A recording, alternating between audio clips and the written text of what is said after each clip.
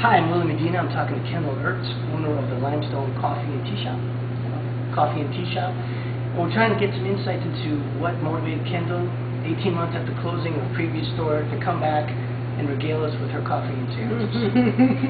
So Kendall, talk to me about Sure. 18 months ago. What happened? Well, Willie, about 18 months ago, we were told that we were not going to have our lease renewed, and that was after being in one location for 4.5 years.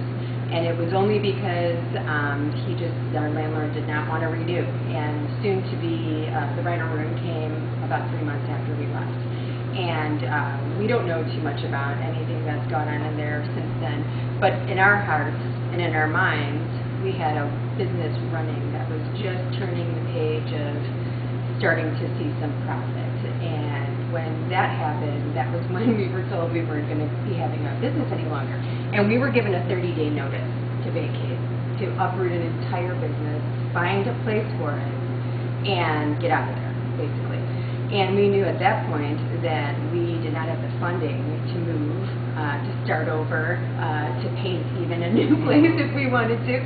So we thought about it long and hard. We had some extremely incredible customers come out of the woodwork, took care of our storage, took care of our getting all of our big equipment from one point to another, and storing it for that 16 to 18 month period. And during that time, we could have easily sold everything and walked away. And trust me, mentally we were too, because it was long. It was not only construction and lack of money and trying to make money and make a restaurant work. You know, we didn't have a huge loss with wastage and things like that. We actually were turning over things. People were wanting more. They were wanting more stuff. So when we closed, we were topping off at $800 to $1,000 days because people wanted to get as much as they could before we closed our doors. And that was food, quiche, bakery products, to coffee, tea. And we knew at that point that it was going to be easy to sell everything. And what would we make on it? We didn't want to liquidate and call it a day. We just thought, no, you know, this is ridiculous. This is what we've been working for 4 years. And we had thoughts in our head, and I'm pretty determined, and I wasn't going to let anybody say we were going to do this anymore. And that was it. And it wasn't going to be some guy who happened to own the building we were housed in. And to me, that was not fair. And it wasn't fair that we made as many friends as we did, if you want to call us, in town, customers and clients and people who just had a place to come and hang out. It was their place to come to. And for us, it was fun to give it to them, you know. And so that was a huge point of motivation right there, is that we weren't ready to stop. You know, we were just starting to see some money, and we figured, well, we could easily crawl away with our tails between our legs and let this bully push us around, which we did, you know. And we went to the city. That wasn't easy. We weren't able to get any funding. What you see in here is all out of our pockets. We were handed this place in drywall shape and made it happen. And that was a huge part of our determination, I think, too, is like we were ready to just get back on the ball, get back to where we were, seeing the same faces, and try to pick up as close to where we could.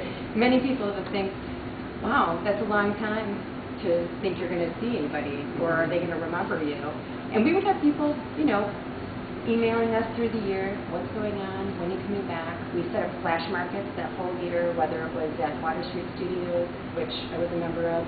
Had lots of friends there, lots of our customers are artists, and they always let us set up without a question. They were like, come on, we're having a holiday get-together, or whatever it was, a concert, or what have you.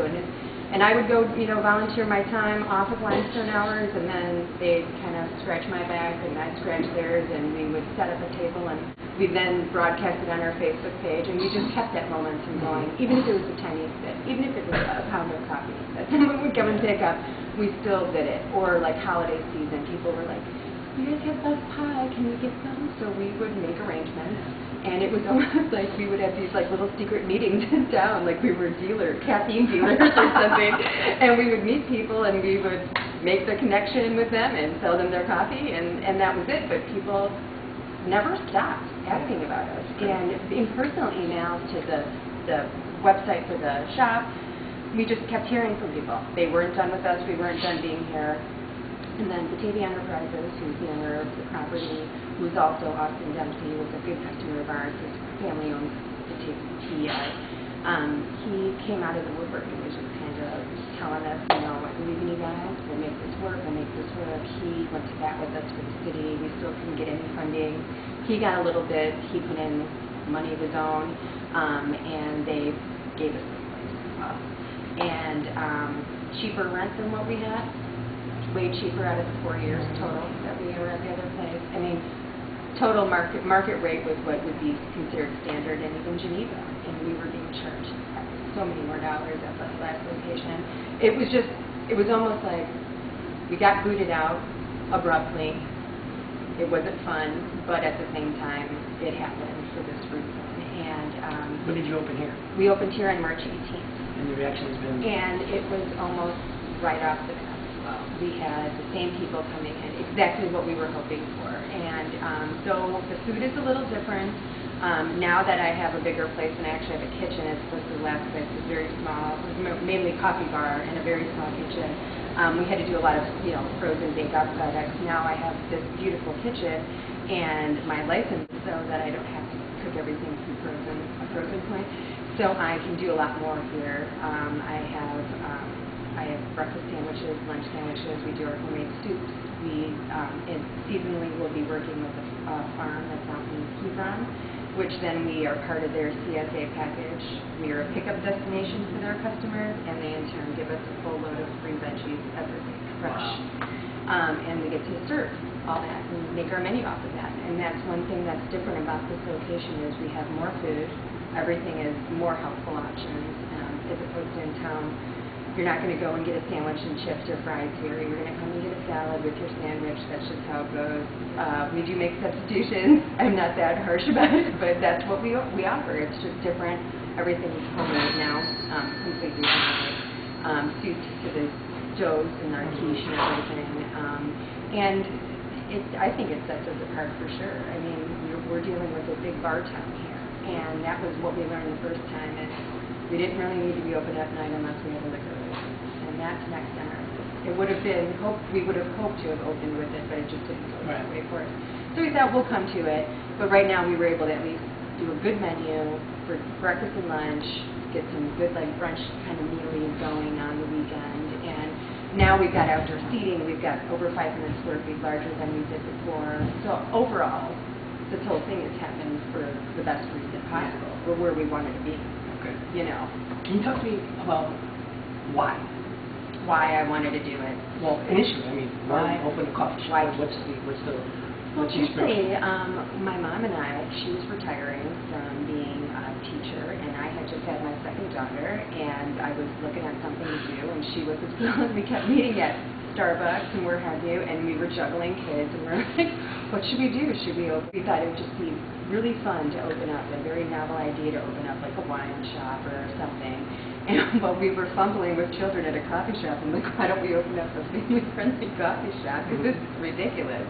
And we thought about it, and we're like, it's kind of a good idea. Why not? Let's go back to how things used to be when, you know, we had relatives playing in bars or bands and coffee shops rather. And we're like, remember how much fun that was to go to Naperville and just go to the little mom and pop place or whatever, and that was it. And we just kind of thought we're going to keep it going, but people fell in love with it. Yeah. And that was the motivation to keep this moving. I mean, there were plenty of times I was like, I've had it, no more, this is driving me, the employees, I can't take it. But when all was said and done, I was completely lost when I didn't have it anymore. I didn't know what to do with myself. I had kids at home, but it was just like, okay, they're in school, what am I going to do, you know?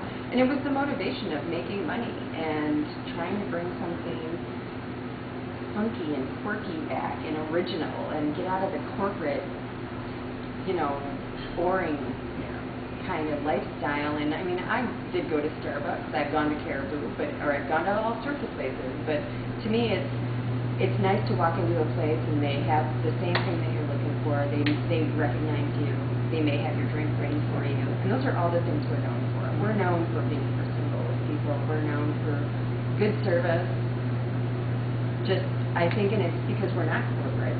You know, we don't have a ton of money to lay back on, but at the same time, we're fun. We like to enjoy everyone coming in here. We make sure everybody has a great experience. That's my hope, at least, Yeah. is that they are, you know. And I could say that as to why, I would just think that I love to serve people. I love to cook. I love to make things. I love to get that feedback. I like to hear, that was really good. Thanks. But how did you guys, do you have a restaurant or coffee background? I've been in food service for about 20-something years. Okay. Yeah. For most of my adult life. But so then how do you take the idea of a quirky coffee shop, where everybody knows your name, kind of thing, yeah. right? And how do you build a business plan around that? What did you do? Well, that was, the business plan is long. It was, 50 pages worth of that kind of talk. Mm-hmm. So I'm trying to remember what we said in it, but it was basically just being a part of the community, being part of events. I mean, we're not from here, but no one would know that. Mm-hmm. They all think we are. And it was mainly just really pushing the grassroots level kind of marketing and getting out and talking to people and letting them know we're a new business in town and, come and check us out. Come and, there isn't many like that. And it's just, I think that was a lot of it, the fact that, though you won't notice it now, we're huge with the artists.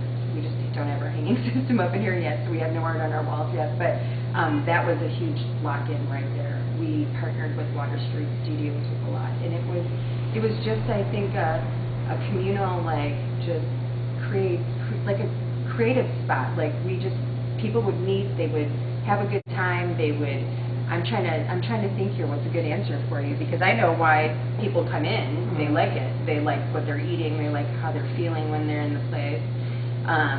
And I guess it was my intention to always make people feel comfortable, make them feel like they're coming, not home, but grandma's house or something, with a good muffin and a cup of coffee. But, I think it was mainly, I just think it was just the love of being able to do it and have the want inside of me, because not a lot of people have, like you had mentioned, the courage or the guts to go out and see if it works. Appreciate your time. Okay. I want to wish you the best. I think I've had the Thank product, you. if you will. Okay, It's good, awesome. good. And I hope everyone listening or watching can appreciate what you've been through. I hope. All right. And Thanks have a them lot. come out here, too. Nice to You meet got it. Thanks, Willie.